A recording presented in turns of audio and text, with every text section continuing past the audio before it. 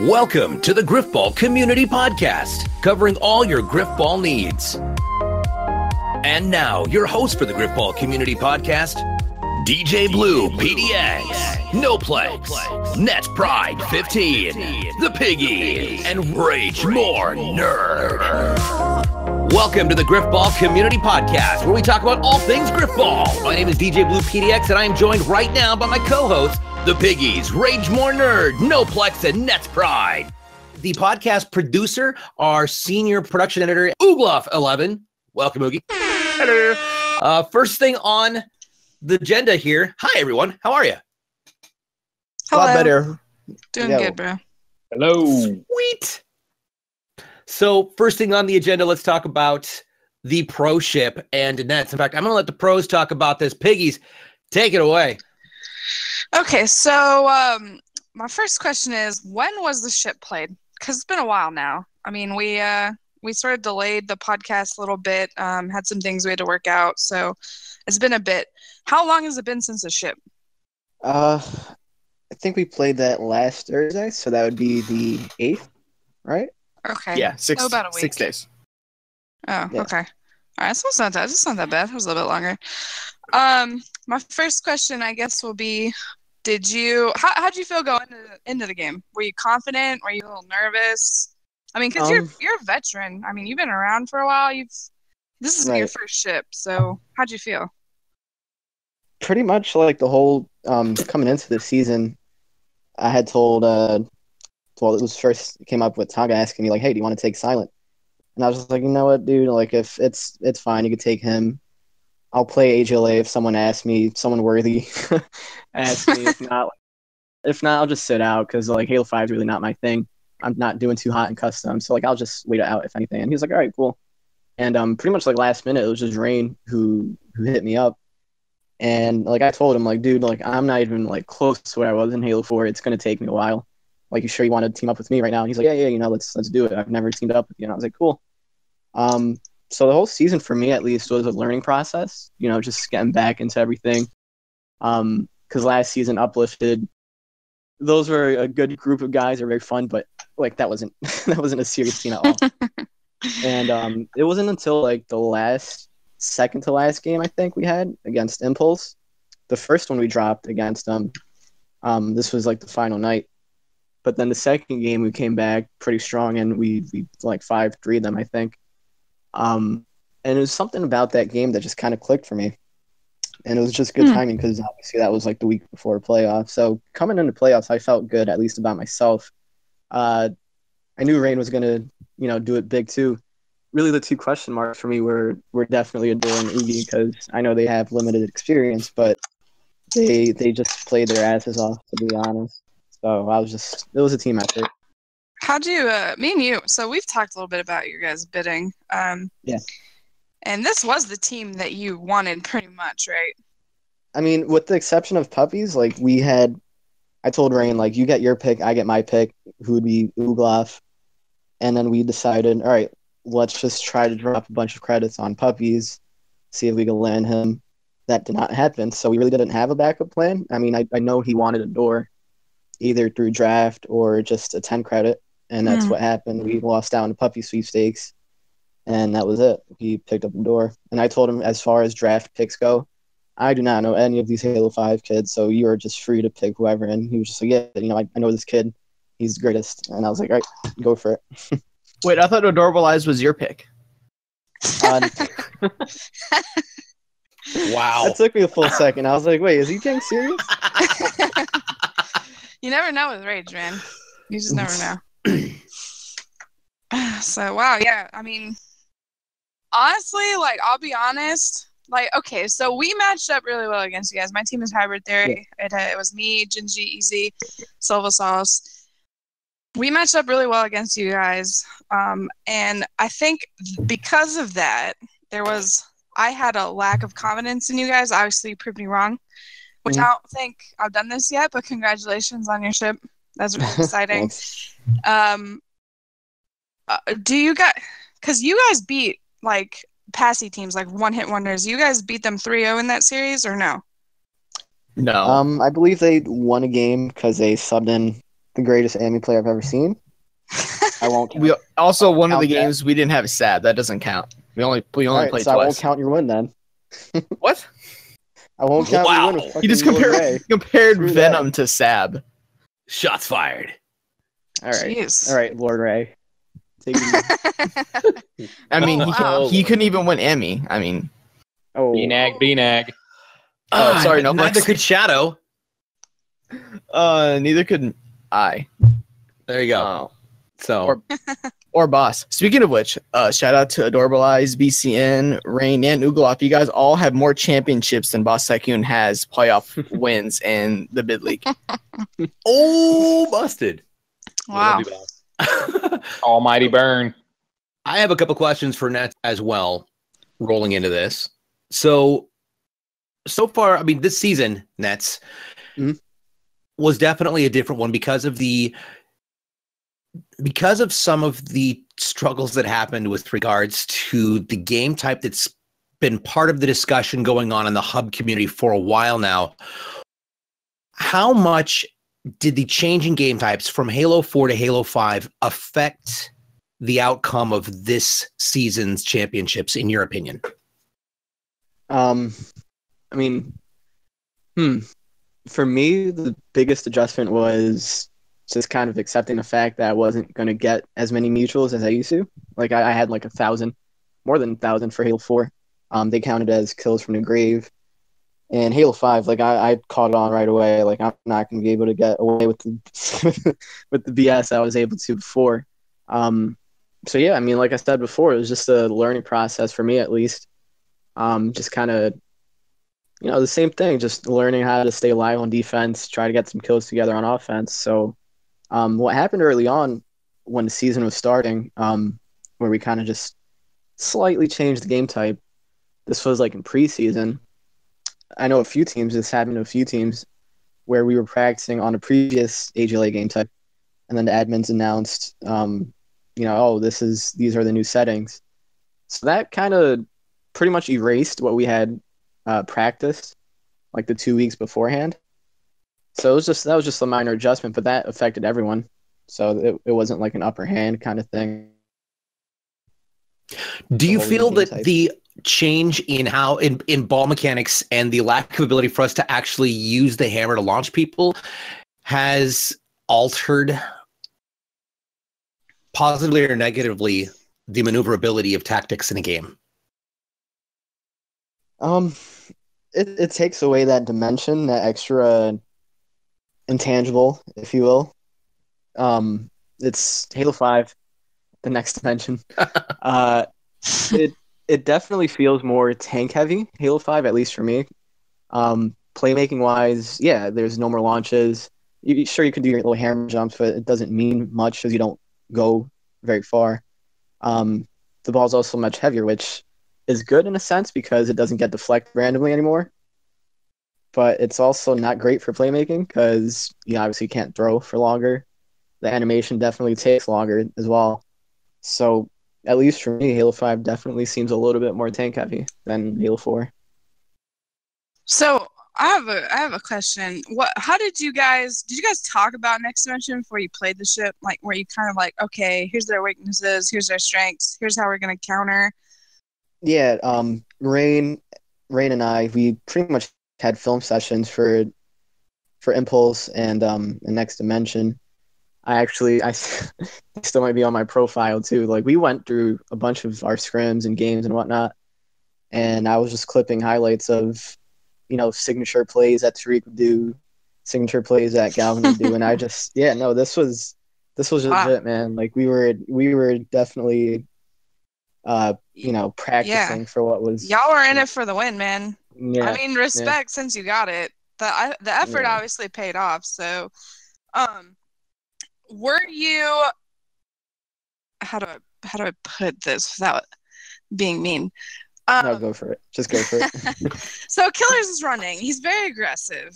Were you guys kind of counting on that, I guess is what I'd say? Because I know when we played them, we sort of we were bad. But if a good team could count on Killers to run overly aggressive, were you sort of trying to play off of that? If that makes sense? You know, it's funny that this is a good, transition. In the film session, we kind of caught that Killers was, and I know Oogie's going to agree to this. He's probably laughing right now. We kind of noticed that Killers was playing like very passive for his, especially by his standards, and that's the way he should have played with Next Dimension. He had Tariq and Galvin; they were the most positive duo, I believe, and that's the way he should have played, and he did. Kudos to him. And in the championship, that was no different. We told everyone like, yo, he's really not gonna go for any ridiculous punches like he usually goes. And I think that was part of the reason why they pretty much wiped the floor with us in scrims that we had like a week before. We were not anticipating Killers to actually be very passive. He would have to, corner him 2v1 just to force him to pass it out. And that's what I've always liked about Killers. That's why I always try to get him on my teams. Like, he makes adjustments. Like, everyone knows him as just some ridiculous dude that goes for ridiculous punches, and he's all, crazy. This guy can make the adjustment. I've seen him do it multiple times. So, That's interesting. We were just ready for him, and yeah, he wasn't going for his punches. Huh. So, okay, so obviously he just punched hybrid theory because we were bad. Is what I'm gathering. What I'm basically gathering. So you're saying he was passive. He's a passive runner in the ship. He changed his style, like, pretty much for playoffs. I don't know if Rage saw any of that when he played him, but he changed up a little bit. I don't know if that was him or if that was a team decision, but he definitely changed. Oh, shout out to Killers then. That beat us, so it wasn't really something I really focused on. No, Plex, I believe you had a question you want to throw in there? Yeah. I mean, I know I'm just, I just want to go pro, of course, and I'm an Ammy kid this season. But I have some thoughts in the big boy league. No, but really, I guess my question is like, you're now a 3-time bid league champion, tied with Shadow S16 as the most successful. You had 2 chip wins in a row as captain. It's very impressive stuff with, bid league, swapping everybody around and whatnot. I guess I just know that you were brimming with confidence going into the ship. Maybe not so much brimming, but you've always just seemed like the glue to me for vital signs this season. You've got Rain, who basically slays everyone. You got Ugloff, the best passive runner in the league, I would say, the most deadly too, that baits you into punches and creates opportunities. So I just see you as always the glue to this team. What kind of things were you telling them before the ship? Were you telling? Because I know Rain had to be nervous. It's just it's the closest he's ever been, and now he's a champion. But at that time, I'm sure he was probably sweating bullets, and it was Ugloff's first time too, but not yours. I guess I'm just wondering, what kind of insight did you have for your team going into it? Well, first off, I had told them we had like a crazy doubleheader in the regular season where we won the first game and then we lost the second game, I believe it was. And we made a bunch of mistakes in the second game, and we still could have won. I forgot against who it was. And I told them, guys, next time. Told them like the day after just to cool off. I told them next time we're involved in a long night like that, be prepared. Like, have soda, anything, Poland Spring, anything you need. Have some crackers, anything, food, drinks, whatever you need. We have to prepare for this. And physically, you definitely need energy because playing in games like that, it takes a toll on you mentally, emotionally. As much as people say, "Oh, I'm not worried about it. This is just a game." Yeah, it's just a game, obviously, but you want to win. And you have to fuel up. And so when playoffs came around, I told them, I was just being real because this is just the way I think. At the end of the day, it's Grifball. If we manage to lose, we lose. There's nothing you can do. We're not paying money for this. We're not losing money on this. So that's just how it is. But that was, and if you could quote me on it, I just told them it's just Grifball. Just stay part, just be true to the game plan. We all had roles, Adore, she has her. Oogie, he knows what he has to do. Me and Rain, we all, we just had roles, and that was it. Just stick to the game plan. It's just Grifball at the end of the day, and that's it. Just hope for the best. Roles. I like bread. So you think the fact that you guys had a dedicated run, because it seems to me all the top teams had dedicated runners. So do you think after having played this season, there's a there's a return to actual dedicated roles? Like, do you think there's lead tanks? Obviously, dedicated runners have made a return. There's like the runner has evolved so much throughout all the iterations now. Runner's not just some guy who just carries the ball and then he's worthless with a hammer or a sword. Like, you have to be good at something. And Oogie's specialty was definitely the sword. And yeah, I mean, you could say that. There's you see that in the goals too. I know Oogie was number one, but everyone else, they were just like all bunched up in goals. So I would say so. Yeah, this isn't like Halo 4 where you can win with just 4 decent hybrids. I would say there has to be someone primarily focused on running it. So yeah, I could agree with that. Yeah.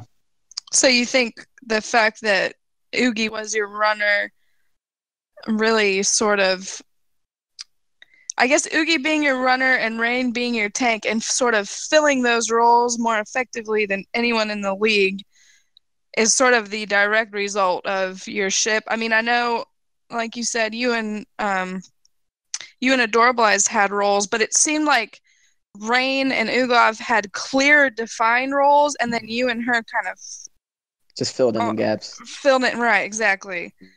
Right. So yeah, you I mean, again, would that's say that something those... I could.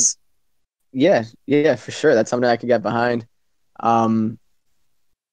Yeah, that's you see it in the stats. They both reflect their stats. Yeah. They both played to their position very well. Yeah, absolutely.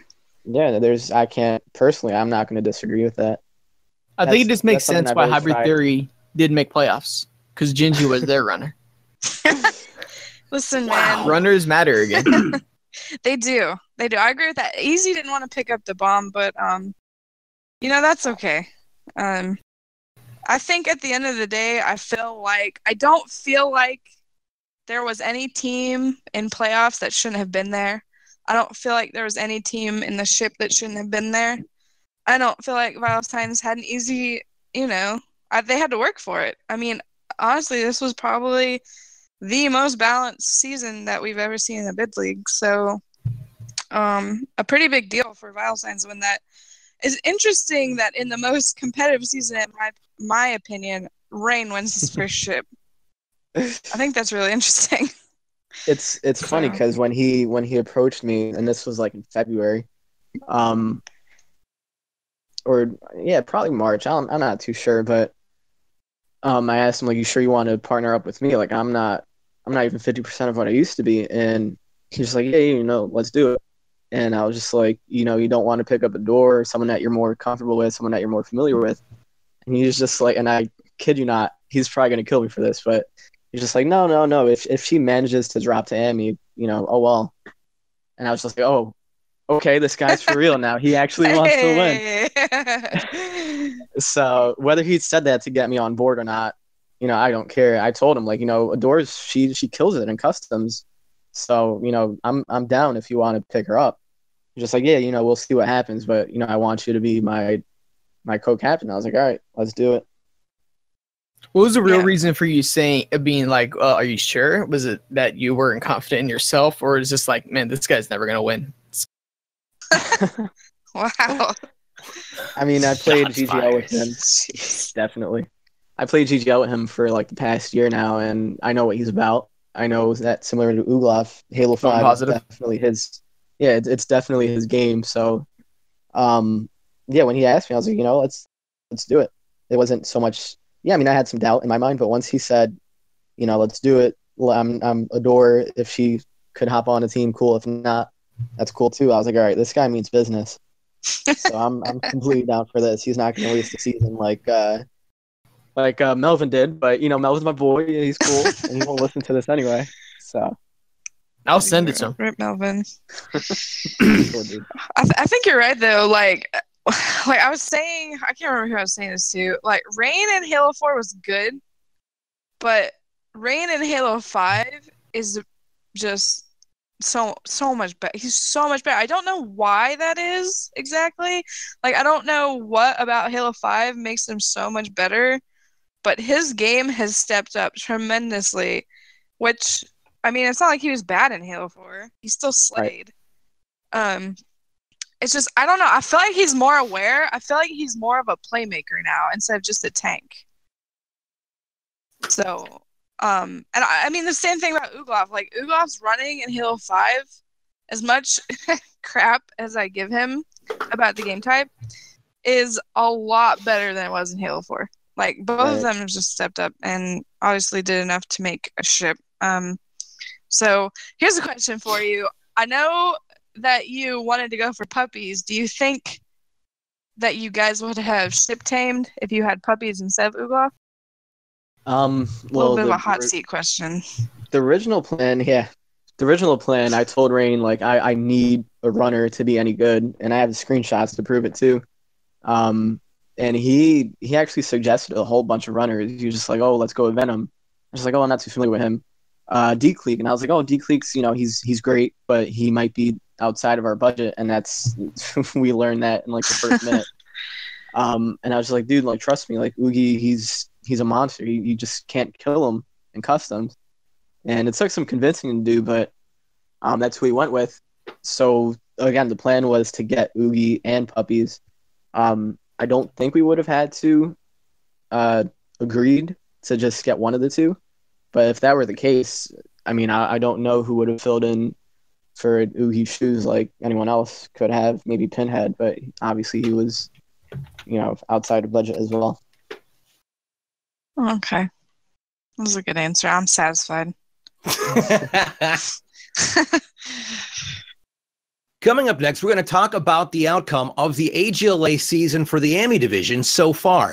Up until last night, 4 teams remained looking to try and get into the championships. It came down to Defiance, Aftershock, Legendary, and Underrated. Only last night, Underrated knocked Legendary out of the running. Here with us tonight from Legendary is Noplex to talk about what went on this season and what it took to get them here, as well as what we can look forward to moving forward and who we're going to be predicting as being the potential champions for this season. Well, I think the one thing you got to look at is we need to test Pop-Tart's sword for HGH and get him banned, and then I think we can start moving forward. No, really. It's definitely been an interesting season all along for Ammy League. I expected to go pro. I feel a lot of people expected me to just be grabbed up in pro as a draft or maybe a 10 credit.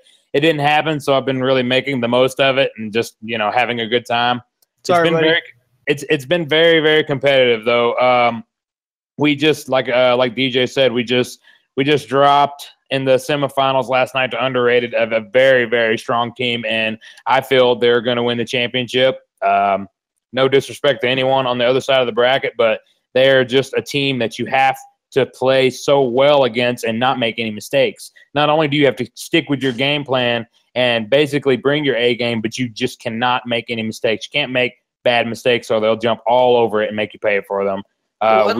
We had good games, but we just couldn't make enough plays to get the wins. Well, let's be honest. I mean, Piggies and I were both there. It wasn't like it was a game of mistakes. Both of those games came down to the last goal each time. They were just so neck and neck. It was insane. Yeah, that was crazy. I mean, it was 2 4-4 games, so it's not like Underrated just completely dominated. Yeah, no, not at all. I mean, I almost I'm not trying to disrespect Underrated because they played lights out. Like, they played really, really well. And I think some people said this in the hub chat as well. I think Legendary sort of ended up beating themselves a little bit. Again, no disrespect to Underrated. They're amazing. I feel like they'll win the ship as well. I agree with Noplex there, but I feel like mistakes on your guys' end hurt you. And might have been the tipping point. What do you feel? Do you guys think do you think you guys made a lot of mistakes that made the difference, or do you really think Underrated just completely played lights out? What do you think? I've got some really good analysis on that, and that's literally why I just said leading up into this that they're just a team you can't make mistakes against, because if you're playing well and you got the edge like we did, we literally had the edge, and then mistakes killed us. I mean, it hurt us. They made mistakes too. We got pro runs on them or whatnot, but in the second game, we were trying to pass it back to Ray to reset our offense, and he wasn't able to get it.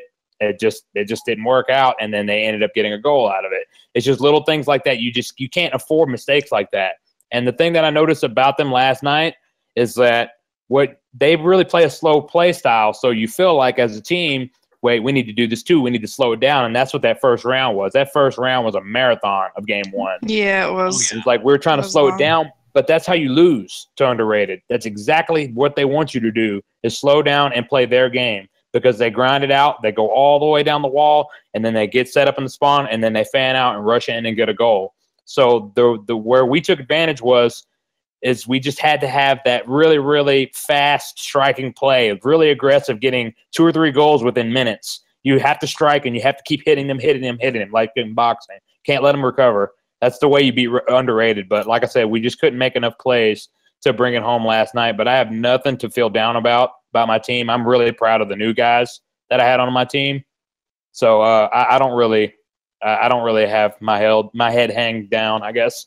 I'm pretty excited about how things went out. Who was your favorite player this season to have watched develop that you got a chance to play with for like the first time? Oh, that would definitely be both of the new guys that we had on our team, Smokey and Sobriety, which we did not actually have Smokey at the beginning of the season. He was on a wrecking crew, but we got a trade because him and Sobriety are apparently good friends. So then we had 2 good friends on our team, and the team chemistry we had just all season was just great. Like there was never any kind of like edge or negative moment or anything, just positivity, inspiring one another, just laughing in the group chat and stuff like that. We definitely had a good time of it. I really, between the 2 players that we had, Sobriety is definitely flat out more talented. There's no doubt about it that Sobriety has more raw talent than Smokey does, but he just gets in his own head, and sometimes he just has confidence issues. But the guy is lights out. I mean, he is a really good player. Whereas Smokey, he's more of the calm, cool, collected, even in the heat of a playoff series type of guy, even though he's new. While he may not be, raw talented as Sobriety is, he really stepped it up and showed me a lot. I'm proud of that kid. He played real well for us in all 4 playoff games when he didn't expect to play. So props to him. So that being said, Noplex, do you? It's a little bit of a hot seat question. Do you feel if you guys had Sobriety yesterday, maybe the series would have been tipped in your favor? Yes, that's a very good possibility, because this is what was happening in our party chat before the series. We had everybody on our team on, but that's just how it has been all season for warming up and whatnot, mostly. He was in our party, and we were playing with him, and I was told by Pop-Tart he was terrified of playing against Sobriety. He did not want to play against him again because they didn't know what to do with him in the prior 2 games. But he was suffering from lag, and he took himself out of both games. Well, the first game. The second game, both of our other teammates, Jester and Sobriety, said keep the same lineup. They told Four and Smokey to play again. So, but I think the real question you're asking is, with Smokey and Sobriety, would have it given us a better chance to win? I think so. But, it is what it is. I'm not going to force a guy to play. I tried to urge him to get him to play the first game, but he just didn't want to, He felt the pressure, and he's all about the team. He felt that was the best chance of us winning. Well, so he sounds like a real good team player, basically. Yeah. I like that, though. Yeah. I like players with that mentality. Because I'm like that. I'll bench myself. that's the thing, right? Is especially not so much in GGL, but in AGLA, it's so frustrating to play with someone who's not necessarily bad. Maybe they're just really good, but they don't fit your team chemistry, So I really think so. Shout out to Sobriety, Smokey, your entire team. Sounds like it was a good group of guys. Like you said, you guys had a lot of fun. I hope Smokey and Sobriety come back next season. I think to make it to the semifinals in your first season is really good. So if you guys are listening to this, please come back. I really enjoyed, hearing from Noplex about how well you were doing. I want to talk about underrated. I'm going to switch it a little bit here. I want to talk about underrated. Now, they had their starting lineup, right? Yeah, it's going to be the same 4 players. And that's Pop-Tart, Invadazim, Razor, Gambit. and Gambit, yeah. And they've played them all season long? Basically. Yeah. They have always trolling, but that's their 4. Okay. So, is it chemistry? Is it what's their wow factor? Are they just all 4 phenomenal players? Have they all played together before, or do they fill their roles exceptionally well? Like, what do you think makes this team so good? They really have all the pieces there. Like, I'd say that a lot. Invada, Zim, and Gambit really is their tanking power. That's the good tanking duo, and Gambit actually had better numbers than Invada at the end of the day, or at the end of the season. They have Pop-Tart, who, I mean, he pretty much is the glue, I would say. He plays a good mixture of offense and defense as far as tanking, and he just goes crazy with the sword on defense. They have that passive runner style with Razor, and he really just fits in well with what they try to do, because, I mean, they have the KD heavy tanks and then Pop-Tart who can do it all, and Razor just runs behind them. So I just think they really mesh well together. There's nobody really new on their team. These are all veteran players who have just come back from other games and haven't played for a while. So they already know the mechanics and team play, chemistry, stuff like that. So it's really working well for them. They were tough in those games, but like you said, it was 2-5-4 games. So I don't feel there's any kind of excuses to be made or anything like that. We just at the end of the day, we just couldn't beat them. So they're very tough, and I just feel like they're going to keep on winning. It's going to be hard to stop them. Yeah, I think Underrated is going to win as well, because they have one thing in common with Vital Signs, and that is they have a 10 credit player that would pretty much be a near max player if they redid bidding. Because Vital Signs had Oogie at like 10 credits, which will never happen again. And they won because of it. And Underrated had Dark Sonado for 10 credits, which will never happen again ever. That should never have happened in the first place. That's how people win the bid league. Yeah. Those 10 credit players. That's very true. So with that being said, we've got another wild horse that we should talk about, another wild card in this mix, and that is Defiance. Defiance has consistently walked right over everybody's expectations and ran so far beyond the line of where we expected them to go every single game that they've gotten themselves up into the semifinals. Their next game against Aftershock is a best-of-3 series that's going to determine who's going to match Underrated in the championships. So let's talk a little bit about what's going to have to happen in order for Defiance to walk away with that win so they can meet up with Underrated in the championships. Well, so some people are probably like me, where they're just like clueless. I know Trespasses defines as captain, but who's their starting 4? It's Rice, Inhumane Relic, and Runner Puppies, who's like a tanking god in this game. So yep, and Runner is his co-captain. We need to switch their names. Yeah, they've switched now. They've switched identities. He's basically Tank Puppies, and Tank Puppies is Runner Puppies now. So CJ, we'll call him CJ. Yeah. Yeah, CJ. So this is Trespass's first season, or just his first season captaining? First season as a captain, and I believe he's been around periodically before, but I honestly don't remember him playing before last season. Well, so I'm pretty sure he played in GGL. I guess I was asking more about AGLA, but this will be his second season. Yeah. Okay, that's impressive. Oh, There's not very many people that come in like 2 seasons as a captain, know how to do bidding well enough to get the team that can, accomplish wins and, go far in the season. So shout out to Trespass. That's really good. He is exceptionally bright. I'm really proud of him. Yeah, he seems very smart. So their runner is Rice. Is that right? Pretty much. Basically, yeah. Rice has kind of come out of left field and become their default runner.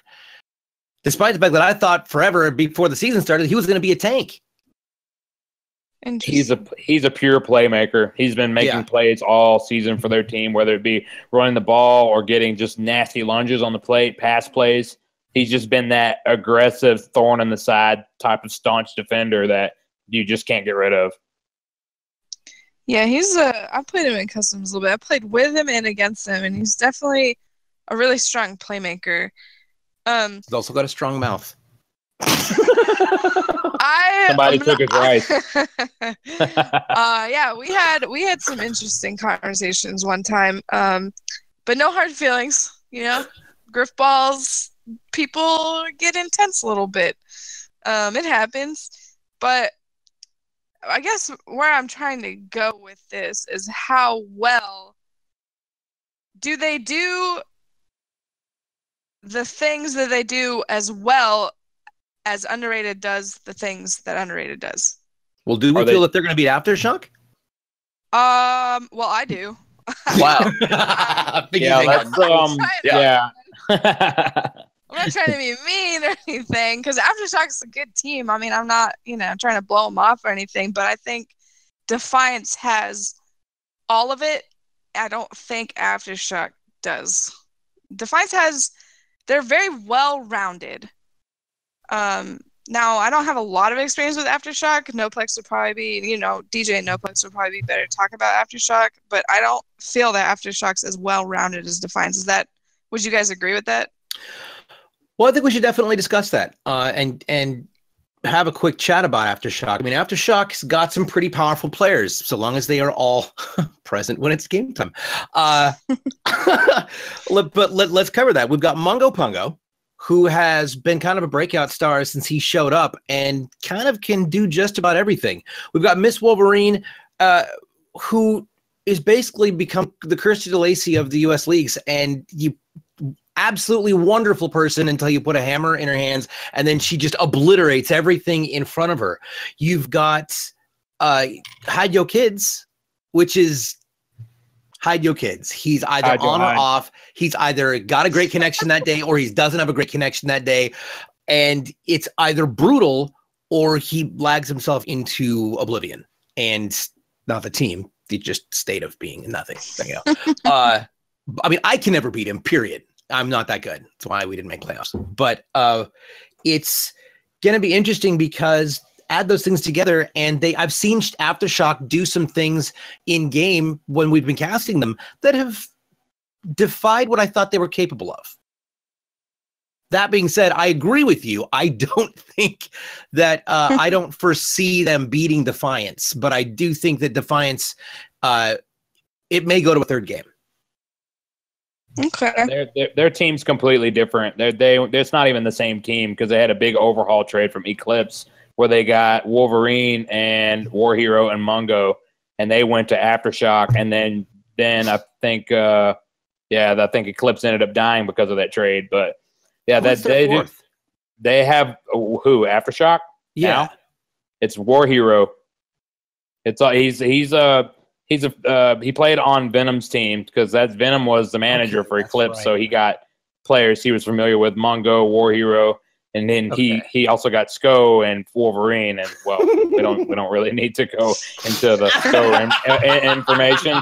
Wait, you mean Sko quit? No. Spoiler alert: he's never left. He's just a ghost. Doesn't really exist. It's just an AI. It's a bot. But I think what y'all are coming around to a head to is I mean, if Defiance beats Aftershock, which y'all seem to think is going to happen, and I can't say I disagree with that too much. I feel like Aftershock's going to give them a good series, and maybe they'll come out on top and surprise them. But I feel like it's really going to come down to if they can just be a good counter tanking wise to Defiance, who I feel is a real spread out but effective team. Like I've called them before, and the A team, they just they have the two tanks, they have Inhumane Relic and Puppies, and then they have Trespass, who kind of holds everything together and fill in where he's needed, the role player, and then they got Rice, the runner/playmaker. So I just don't know if they're going to have the playmaking power to be able to beat Defiance and move on to the ship. I feel like they got something similar to what Next Dimension had going with Killers, going on with the Rice. Like, he can pull out some amazing plays, but if he's off his game and being a little over aggressive when he shouldn't be, it can kind of lose them games. So I don't know. I don't know if he's struggling, if they're going to be able to tell him to just hold off, let Puppies and Relic and Trespass get the tank-ins and such. I feel like Rice is going to be that X factor going into the series. He can either win it for him or he can lose it for them too. I'd agree with that. I think that's fair. So Rage is just the manager of Aftershock. That's why he's saying that. There we go. Know that. Biased. He's totally biased. He says they're going to 100% win. Well, I mean, Aftershock for the if ship. I was biased, I would say that Aftershock's going to win 2-0, 5-3, 5-2. But you are. So go ahead and say it. Because Hyde and Wolverine are just going to tank them into the ground. I don't really care what everyone else does. Hey, There we go. They All are right, very strong. Oh, sorry. Go final ahead. little question topic for this section is if our predictions come true and we do watch Defiance walk into the championships with Underrated, what's going to need to happen for Defiance to actually walk away with a win against a veteran team like Underrated? I think watching us on the stream last night was a good blueprint for Defiance. If they were watching us play Underrated, if they watch that film, they could definitely get some things out of there. I believe the way to do it is you just got to have, like I said before, you have to have quick but aggressive, successful play. You really have to live by the sword and die by the sword, no pun intended. But if you can get those quick successive goals like that on Underrated, I think it gives you a good chance to keep scoring goals while they're on their heels. It's really tough to get the ball away from them. If they start a push, they're really, really good at staying together and staying alive, and they just play well together. So that'll be something that they'll have to look forward to doing, and all the while keeping up with their tanking power. I think they're going to need someone on Underrated to get banned. Wow. Let's hope for that not to happen. But yeah, I agree. But I think Underrated's just too good. They've got too much tanking power and too much playmaking and a fantastic, dedicated runner. They've got everything they need to win this championship. That's ironic because that brings me back to the first season of the bid league where the strong team had a really good runner and a lot of playmaking, but then they ended up getting 8-1-9-0'd. Yes. Poop team. Season 1 bid league poop team. That's what it was. Yep. We changed the game that season, and it's never been the same. You did. That's fair. A fair statement. You can't make that comparison because Underrated is a much better tanking team than One Hit Wonders was that season. Underrated could have straight up tanked their way to a championship this season. Okay. So, going back on topic, talking about what Defiance needs to do to beat Underrated, I think that going back to what Rage said, Rice gets a little over-aggressive with the bomb sometimes. I don't know if he gets in his own head or what, but I think that if Rice gets over-aggressive, Pop-Tart's going to take full advantage of that. His sword is just ridiculous. You can't, like Noplex said, you can't make mistakes because Pop-Tart will punish you for that. So I think they need to be really smart with the bomb. They need to pass it back instead of challenging swords. Obviously that's situational, but if it's a 1v1, I'd say play it safe when you can. I think that they need to be aggressive, like Noplex said. If you slow down and start getting into tank battles, you're probably going to get out-tanked. So it's really tricky. I mean, Defiance is going to have to play really, really well. I think they can do it, but it's definitely not going to be easy. So yeah, I'm just excited for some good games. Oh, go ahead, Nuts. The only thing I'll say about Pop-Tart's team real quick is that, and I think you see this more in Ammy than you do in Pro because obviously Ammy's, most of them, for the most part, want to move up to Pro. So they want to look good in the process. They want to have a good resume, so to speak. I think the pressure is definitely going to be on them to win. I think Defiance is going to go there and they could probably play very stress-free. We're not even supposed to be here probably. And even if we are, I'm sure they're going to know, well, you know what, we could beat these guys. Why not? So the pressure, I think, could be on Pop-Tart's team, and that could not bode very well sometimes, especially in Ammy. So it's always dangerous playing those teams when it's just like such a heavy favorite because I can't lie, I haven't paid too much attention to Ammy, but I know pretty much the only two teams I've seen around, getting their names thrown around has been Noplex's team and Pop-Tart's team. So pressure could be on them, and sometimes it could play mind tricks on them. Next to mention, just to make a quick correlation, they had such a crazy roller coaster season where a lot of people, if anything, had them at number 1 in preseason. And then, the season starts and they're 5th seed hanging around with Pro Run. And then the trade happens for Snipe Down and for Glockshine, trade him away. He was supposed to be a big part. So it's looking like crap and then out of nowhere they have to win a bunch of games on the last night. They pull it off somehow, and the next thing you know, they're 4-4 game one of the championship. And had they pulled that round off, you never know if they could be the champions. So what I'm trying to get to is sometimes these teams, man, when they have a lot of pressure, they'll pull it off. Next Dimension had pressure to get to the ship at least, and that's what they did. Could have been a very different outcome. So I think Pop-Tart's team could be playing with that same pressure. I just don't know if they'll respond the same way like Next Dimension did, where they just clutched it up at the very end. Nah, Hybrid Theory just choked. Wow. I personally, I have high hopes for Defiance, and because of this one reason, it was an unexpected chemistry. The year that Bad Intentions won, when I was playing with Bad Intentions and we won the championship, it was not because we were recognized or feared by other teams as being strong whatsoever. In fact, we were ranked towards the mid-bottom out of all the teams that were in that. I think that was even an expansion season. So, but we just happened to work together in the right way with the right energy, and just kind of catapulted us up into the championships. And then we ended up winning because nobody saw it coming. Right. Yeah. So I think that's kind of the situation Defiance is about to fall into, and it may end up being their one advantage aside from the obvious playmaking capacity, but it'll play to their strengths.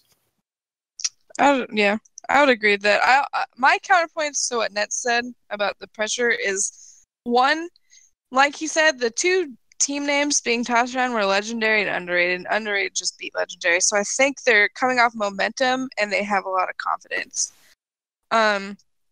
Two, I say it comes back to being they're all veterans, like they've all been around a while.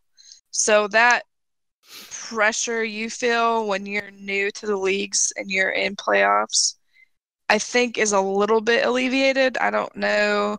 I mean, they seem to have just a fun time. Like Razor, Pop-Tart, Dark, and Gambit aren't the most serious 4 Grifballers in the league. They seem to just kind of have fun. So I think their personalities actually help. Yes. It is an advantage, I'd say, when it comes to playing in these big games. Yeah. So, but I mean, that could be the case. I don't know how many of them have even been in playoff or championship games before. So you just never know when it gets into these high-stake games. I mean, it'll definitely be interesting to see how it plays out. But yeah, quick question for Noplex. From co-captain to co-captain, I'm looking at the numbers right now, and I saw that you guys also spent a grand total of 20 credits. Correct me if I'm wrong, right? You're right. I spent 10 and 10. I felt, like I said, I felt really good picking up Oogie. Like I told Rain, I was just like, yo, nobody seems to be a fan of this guy, but me personally, I've never had a problem with him. I don't care if people find him corny as long as he wants to win and he shows up. I don't care about anything else. I know you guys spent 20. So when we picked up Oogie and when we finalized him for 10, I was feeling, pretty damn good. I was like, we could win with almost any fourth. Did you feel the same way when you teamed up with Ray, who was also very close to going pro? In fact, we had him as a plan B if we didn't land Oogie. Did you feel like the same way as I did? As in, like, all right, we could completely win this whole thing, or did you have some doubts, like, oh man, we didn't spend enough, or we didn't get player A, we didn't get player B? Like, what were your thoughts in preseason? I could tell you one thing. Yeah, I was definitely a lot happier with our team than PD was with his. He was not a happy guy. But no, really. I think with the high CCV and with manager teams, thanks a lot. It was really hard to really bid up anybody with no credits, because anybody that got over 60 was pretty much out of our range. So I think considering how bidding went, I think we did pretty good, honestly. When we got done with bidding, I thought we had a pretty good chance to win, or at least be competitive, but it ended up being a lot more competitive of a season. I mean, Underrated's a very good team. Also Defiance is a very good team. I thought, Aftershock it was pretty good. Aftershock is pretty good. Hyperdrive was a team I thought matched up well with us. They just they didn't play as well, I think, as everybody else did. But right. I think going into it, we really couldn't put a lot of credits on people. We did want Sko for a bit. I'm glad we dodged that bullet. But yeah, I felt like things went well considering who we had, because we were surprised nobody bid on Sobriety. We thought somebody was going to drop more on him, but they didn't. So we ended up getting him, we thought, for a steal. So yeah, it was because nice. because I'm looking at your roster right now. Like, obviously Fordo, he's been around for pretty much since the dinosaurs have been around. I don't know much about Smokey and Sobriety, but they're the new players. Good things. Yeah, I've heard nothing but good things about them. And Jester, he's always been. I've picked him up on my team once, one of the ship teams, Shadow, and I know him. Like, he's a very capable playmaker and pro. And in Ammy, he doubles up as a pretty good tank. So that was the reason why I asked you. I mean, I'm sure you had a good trio with Jester. It was just those other three guys, if you want to include four, if you felt good or not. But yeah, it seems like you felt pretty good about your team coming in. Jester is the best teammate ever. Like, he literally is. Awesome. He's the best teammate ever. You can't do better. He's a monster to play across from, though. Yeah, he is literally the guy that's like, hey, I don't really care if I need to sit out games. Who needs to play more? I'll gladly sit bench. I'll gladly play if you need me. Never a complaint at all. He's always pleasant to play with in a game. He's just a great teammate. Yeah, he's awesome, man. It would be cool to see him as like a captain or something one day. Oh, yeah. And finally, to close the show out tonight, we're going to give a little bit of an update for what's happening with the GTS.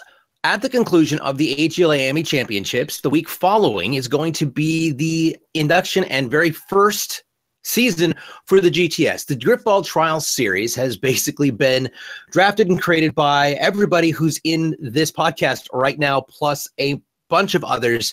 And we have been putting this together for months. So I just want to give a quick recap of what's to be expected when we roll into it. There's going to be two different sections for the GTS. And the reason we're having the GTS is to test out and finally get a rock solid clinical test environment for our game type. So we can figure out what really does need to be in there, what doesn't, and what needs to be adjusted and how much it needs to be adjusted.